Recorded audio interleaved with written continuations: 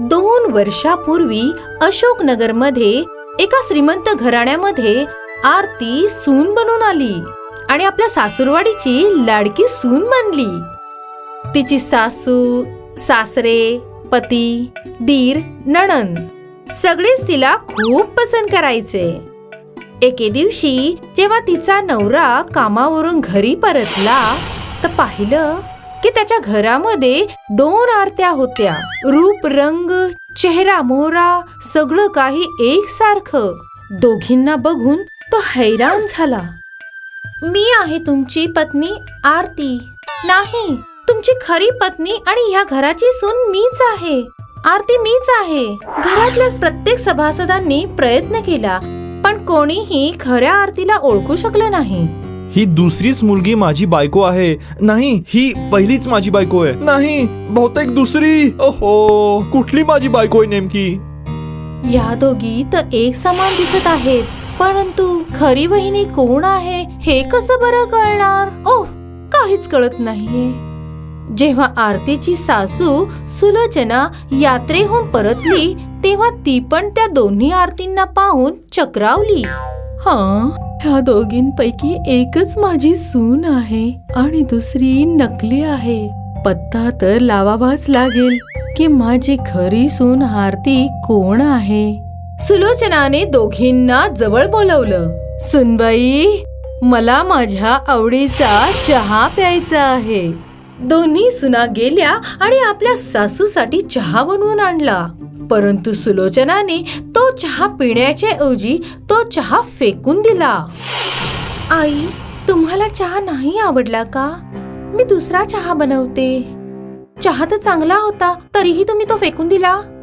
सुलोचना दोन्ही सुनांच्या स्वभावाला पारखू लागली. तिने काही दिवसांपर्यंत दोघींची कठीण परीक्षा घेतली. ती दोघींकडून खूपच काम करवून घ्यायची. सकाळी लवकर उठवायची आणि रात्रीपर्यंत त्यांच्याकडून काम करवून घ्यायची. ती त्यांनी बनवलेल्या जेवणाला देखील नापसंत करायची. हे कसलं बेचविष्ट जेवण बनवले तुम्ही दोघींनी? काहीच हरकत नाही आई, मी दुसरं बनवून देते. ह्या जेवणामध्ये काय कमी आहे? इतकं स्वादिष्ट तर आहे. सुलोचनाच्या या जाचामुळे आता दुसरी आरती थोडी चिडायला लागली होती. परंतु पहिलीवाली आरती नेहमी सारखंच तिच्याशी प्रेमानेच वागायची.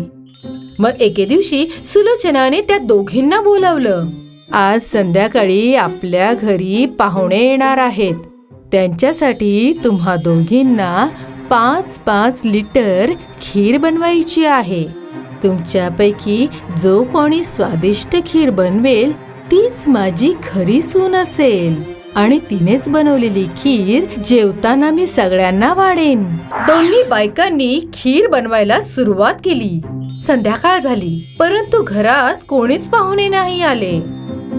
सुलोचनाने त्या दोघींना खीर घेऊन बोलावलं. पहिल्या सुनेने 5 लिटर खीर बनवली, परंतु दुसऱ्या सुनेने फक्त थोडीशीच खीर बनवली होती. आई बघा, तुमच्या सांगण्यानुसार खूप मेहनतीने मी 5 लिटरची खीर बनवली आहे, पण या नकली आरतीने तर फक्त एवढीशीच खीर बनवली आहे. ह्याचा अर्थ की मीच तुमची खरी सून आहे, होय ना आई?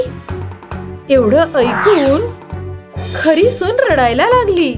घरातली सगळी माणसं हा विचार करायला लागली की सुलोचना आता दुसऱ्या आरतीला घरातून बाहेर हाकलवून देईल.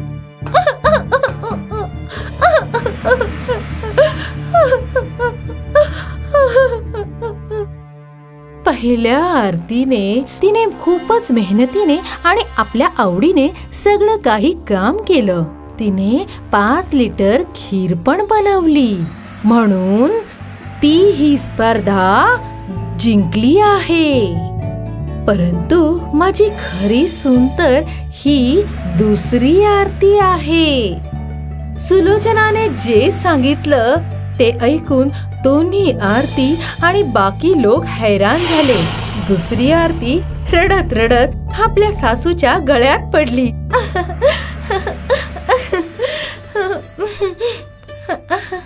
आई, तुम्ही मला कसं काय खरंच ओळखलं?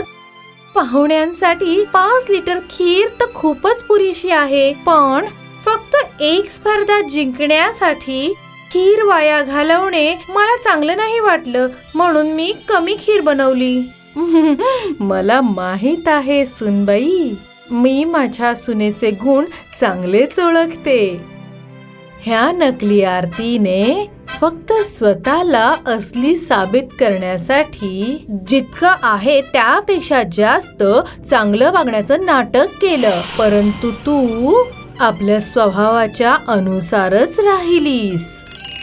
आणि ह्या प्रकारे सुलोचनाने आपल्या खऱ्या सुनेला ओळखलं. ह्या गोष्टीपासून आपल्याला ही शिकवण मिळते की गरजेपेक्षा जास्त गोड बनणारे लोक आणि गरजेपेक्षा जास्त चांगलं वागणारे लोक मतलबी असतात. अशा लोकांपासून दूर राहिलं पाहिजे. सतपाल सिंग भीमगड गावातला सगळ्यात श्रीमंत शेतकरी होता. त्यांच्या 2 जुळ्या बहिणी होत्या. एकीचं नाव होतं राधा आणि दुसरीचं रचना. दोन्ही बहिणी लालची आणि चालाक होती. ते आपलं सारखं दिसण्याचा फायदा उचलून आपल्या विसरभोळ्या सासऱ्याला बुद्धू बनवत असे. सुनबाई रचना, काल मी तुला 10,000 रुपये दिले होते तिजोरीत ठेवायला. कुठे आहेत ते? नाही सासरे बुवा, मी तर काल घरातच नव्हती. तुम्ही राधाला रचना समजून दिले असतील. नाही सासरे बुवा, तुम्ही मला नाही, रचनालाच पैसे दिले असतील.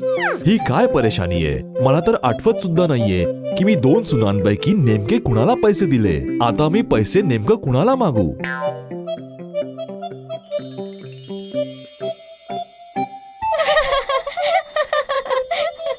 दोन्ही सुनांचा चालाकपणा त्यांचा नवरा प्रकाश आणि राकेशला समजलं. दादा, आपल्या गैरहजेरीमध्ये या दोघी बाबांना खूप त्रास देतात. आता आपण काय करूया? दुसऱ्या दिवशी प्रकाशने शेतात जाताना आपल्या बाबांना एक खूप मोठा सोन्याचा घडा दिला. बाबा, या भांड्यामध्ये सोन्याची भरपूर नाणी आहेत. संध्याकाळी मी येऊन तुमच्याकडून हे वापस घेईन. राधाने प्रकाशचं बोलणं ऐकलं आणि रचनाला सांगितलं, रचना, जर आपल्याला तो घडा मिळाला तर आपल्याला जे हवं ते विकत घेऊ शकतो. आणि तसंही सासऱ्यांना मूर्ख बनवणं कुठलं कठीण काम आहे.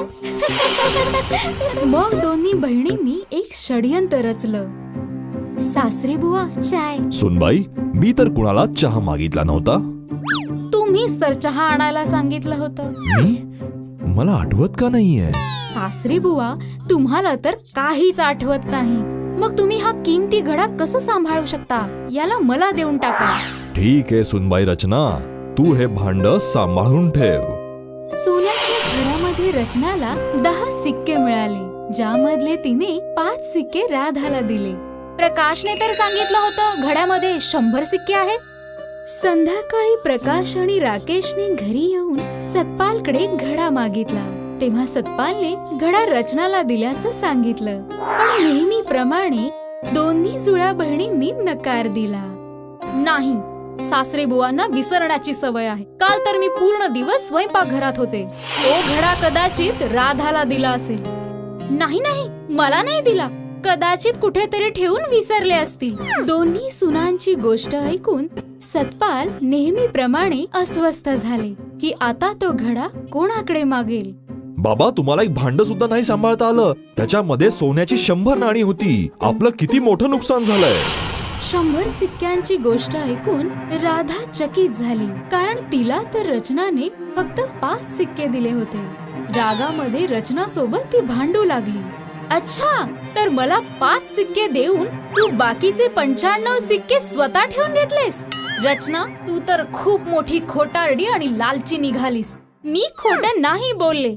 घड्यामध्ये 10 सिक्के होते. दोन्ही जुळ्या बहिणींच्या भांडणामुळे सगळं खरं समोर आलं आणि सगळ्यांना माहित पडलं की दोघी बहिणी खोटं बोलत होत्या. तर हे भांड रचनाकडे. तुम्ही दोघींनी खोटं बोलून बाबांना खूप त्रास दिलाय. आता आम्ही तुमच्यावर कधीच विश्वास नाही ठेवू शकणार. राधा आणि रचना दोघींनी लालच आणि चलाखीने आपलंच नुकसान करून घेतलं. या गोष्टीतून आपल्याला हा बोध मिळतो की चालाखीने दुसऱ्यांना काही वेळापुरतं मूर्ख बनवून त्यांचा फायदा घेता येऊ शकतो, पण खरं माहीत पडल्यावर कोणी विश्वास करत नाही आणि एका खोटेपणामुळे खरी नाती सुद्धा तुटून जातात. रमेशच्या बायकोचा मृत्यू काही महिन्यापूर्वी एका बिमारीमुळे झाला होता. बायकोच्या मृत्यूच्या नंतर त्याचं पूर्ण घर उद्ध्वस्त झालं होतं. त्याची एक मुलगी होती तारा, जिची देखभाल तो करू शकत नव्हता. यामुळे तो काही दिवसानंतर दुसरं लग्न करून घेतो. रमेशची दुसरी मुलगी कमला ताराला पसंत करत नव्हती. ती प्रत्येकदा आपल्या मुलावरच लक्ष द्यायची. एके दिवशी, ऐक, जंगलामधून लाकडं तोडून आण. अरे हे तू काय बोलत आहेस? ती आता खूप लहान आहे या कामासाठी. जर हिनं लाकूड तोडून नाहीत आणले तर तुम्हा दोघांना जेवण नाही मिळणार. रमेश बिचारा मजबुरीने बेडवर पडून होता. एके दिवशी कामावरनं परत येताना त्याचा ॲक्सिडेंट झाला आणि त्यामुळे त्याचे दोन्हीही पाय तुटून गेले होते, ज्याच्यामुळे तो काम करू शकत नव्हता. यामुळे कमला तारावर आणखी जुलूम करू लागली होती. बाबा, तुम्ही काळजी नका करू, मी जंगलामधून लाकूड तोडून घेऊन येईल. तारा एक खूप इमानदार आणि दयाळू मुलगी होती. ती जंगलामध्ये लाकडे कापायला निघून जाते.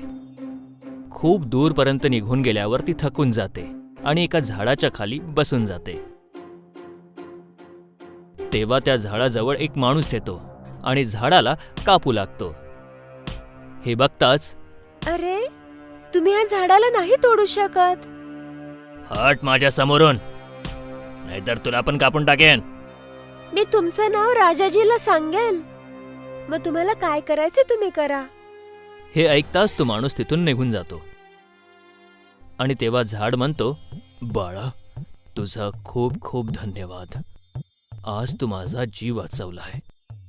मी तुझा उपकार कधीच नाही विसरणार. यामध्ये आभार कसले, हे तर माझं कामच आहे.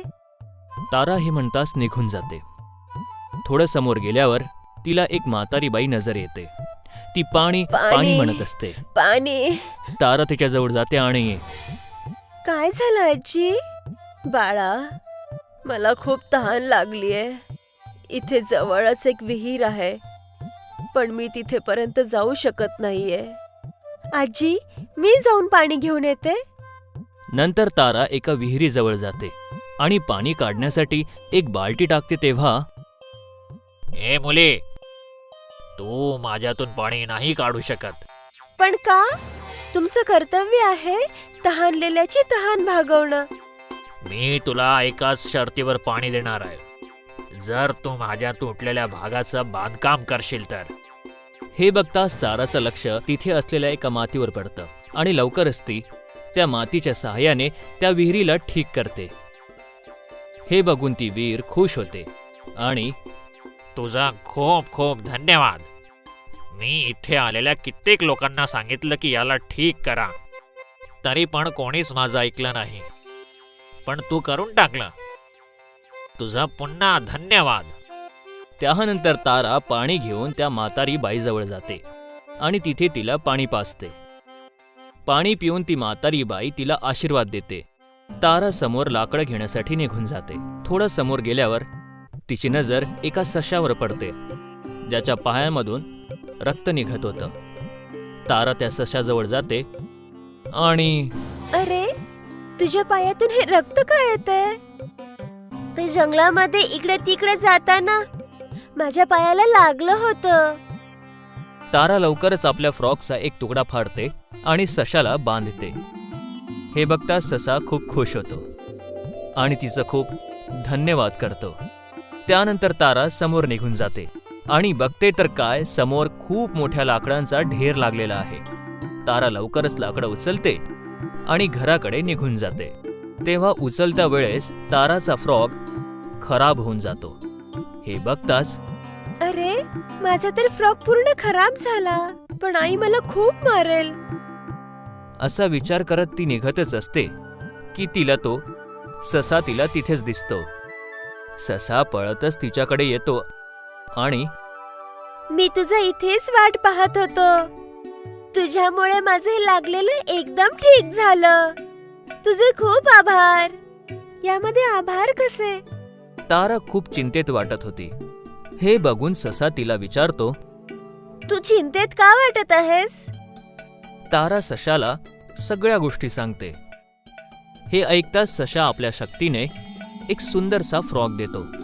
हे बघताच हे कसं होऊ शकतं? मी एक जादुई खरगोश आहे. सशा आपल्या शक्तीच्या मदतीने खूप सारं सोनं आणि पैसे पण देतो. तारा सशाला धन्यवाद म्हणते आणि घराकडे निघून जाते. थोडं समोर निघून गेल्यावर ताराला खूप तहान लागते. तेव्हा तिला परत ती विहीर दिसते आणि तारा त्या विहिरीजवळ जाते आणि बाळा, तू माझी मदत केली होती. तू माझ्या विहिरीतून पाणी पिऊ शकतेस. तारा पोट भरून पाणी पिते आणि समोर घराकडे निघून जाते. समोर गेल्यावर ताराला त्या आंब्याचं झाड दिसतं, ज्याला एक माणूस कापायला आला होता. ताराला खूप भूक पण लागलेली असते. तारा आंब्याच्या झाडाजवळ जाते आणि ताराला बघून ते झाड म्हणते, बाळा, तू त्या माणसापासून मला वाचवलं. हे घे माझे गोड गोड आंबे आणि आपली भूक भागव. तारा पोट भरून आंबे खाते आणि काही वेळेनंतर घरी निघून जाते. घरी गेल्यावर तारा बघते की तिची सावत्र आई कमला आपल्या बाबाकडनं कामं करून घेत आहे. हे बघताच तारा पळत आपल्या बाबाकडे जाते आणि त्यांना मिठी मारते. तेव्हा कमलाची नजर तारावर पडते आणि अरे, हिच्याजवळ एवढे सगळे सोने चांदी, आणि हे तिच्याकडे कसं काय आलं? त्यानंतर तारा आपल्यासोबत जे काही घडलं ते आपल्या बाबाला सांगते. हे सगळं ऐकून रमेश ताराला मिठी मारते. दुसऱ्या दिवशी कमला पण आपल्या लालचीला भागवण्यासाठी आपल्या नवऱ्यासोबत भांडणं करून आपल्या मुलासोबत त्या जंगलामध्ये निघून जाते. तिला त्या आंब्याचं झाड दिसतं. तेव्हा तिथे एक माणूस येतो आणि त्या झाडाला कापू लागतो. कमला आणि तिचा मुलगा त्या माणसाला हटवण्याचा प्रयत्न करतात. तेव्हा तो माणूस म्हणतो, हटा माझ्या रस्त्यातून, नाहीतर या झाडासोबत मी तुम्हा दोघांना पण कापून टाकेन. हे ऐकताच दोघं जण घाबरून पडू लागतात. समोर गेल्यावर त्या दोघांना तीच विहीर नजर येते आणि दोघांना खूप तहान सुद्धा लागलेली असते.